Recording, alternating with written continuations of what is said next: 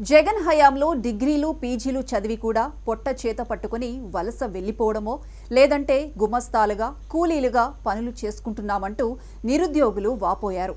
కూటమి ప్రభుత్వం వచ్చాక పెట్టుబడులు పరిశ్రమలు తీసుకొచ్చి ఉద్యోగ ఉపాధి అవకాశాలను కల్పిస్తామని నిరుద్యోగాన్ని పారదోలుతామని చెబుతున్నారు. ఇచ్చిన హామీని నెరవేర్చుకునే క్రమంలో భాగంగా పెట్టుబడులను ఆకర్షిస్తోంది ప్రభుత్వం.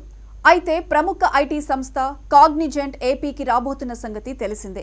అయితే ఆ సంస్థ కార్యకలాపాలు ఎప్పుడు మొదలవుతాయి, ఎన్ని ఉద్యోగాలు ఇవ్వబోతున్నారు లాంటి ప్రశ్నలు నిరుద్యోగుల్లో ఉత్కంఠగా మారాయి.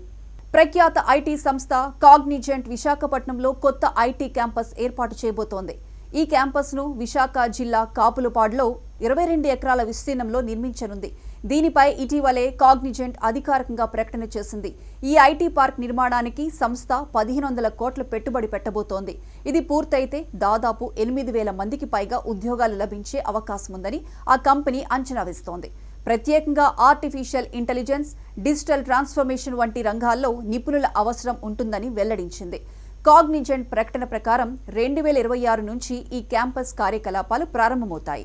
2029 నాటికి మొదటి దశ పనులు పూర్తయ్యేలా చూస్తున్నారు. ఈ ప్రాజెక్టుకు అవసరమైన భూమిని ప్రభుత్వం ఇచ్చింది.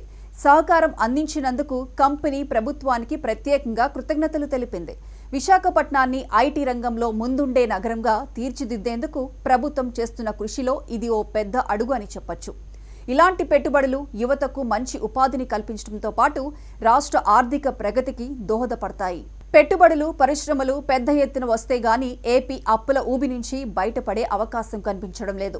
పరిశ్రమలతో ప్రజలకు ఉద్యోగ ఉపాధి అవకాశాలు, అలాగే వాళ్లు కట్టే పన్నుల ద్వారా ప్రభుత్వానికి పెద్ద ఎత్తున ఆదాయం సమకూరుతుంది. అప్పుడు ఆ డబ్బులతో సంక్షేమ పథకాలను అమలు చేయొచ్చు. ఇలా అభివృద్ధిని సంక్షేమాన్ని 2 కళ్లుగా చేసుకుని పాలిస్తే కూటమి ప్రభుత్వంపై జనంలో నమ్మకం కలుగుతుంది.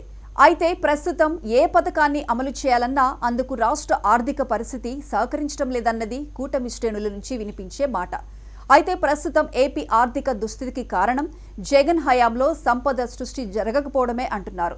సంపద సృష్టి జరిగినప్పుడే రాష్ట్ర ఖజానాకు డబ్బులు జమ అవుతాయి. కానీ జగన్ హయాంలో ఎలాంటి పెట్టుబడులు పరిశ్రమలు రాకపోవడమే శాపమైందని కూటమి శ్రేణులు ఆరోపిస్తున్నాయి. ఏపీ ఇప్పటికే అప్పుల ఊబిలో కూరుకుపోయింది. దీంతో పన్నుల రూపంలో వచ్చే రాబడి అంతా అప్పులకు వడ్డీలు కట్టడానికి, ఉద్యోగులకు జీతాలు పెన్షన్లు ఇవ్వడానికే సరిపోతుంది. అప్పుల కారణంగా ఏపీ ప్రస్తుతం తీవ్రమైన ఆర్థిక సంక్షోభాన్ని ఎదుర్కొంటోంది. 2025 నాటికి రాష్ట్రం మొత్తం అప్పులు 11 లక్షల కోట్లకు పైమాటే. నీతి ఆయోగ్ ప్రకారం ఆంధ్రప్రదేశ్ కొత్తగా అప్పులు తీసుకునే సామర్థ్యాన్ని కోల్పోయింది. చేసిన అప్పులకు వడ్డీలు కట్టడానికి మళ్లీ అప్పులు చేయాల్సి వస్తోంది. అప్పులకు కారణం సంపద సృష్టి లేకుండా ఉచితాలను రాష్ట్ర ఆదాయానికి మించి పంచడమే అని ప్రత్యేకించి చెప్పనక్కర్లేదు.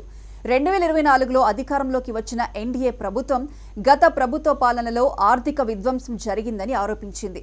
తీవ్రమైన అప్పుల భారం ఉన్నప్పటికీ ప్రభుత్వం కొత్త సంక్షేమ పథకాలను ప్రకటించడం వల్ల ఆర్థిక భారం మరింత పెరుగుతోంది.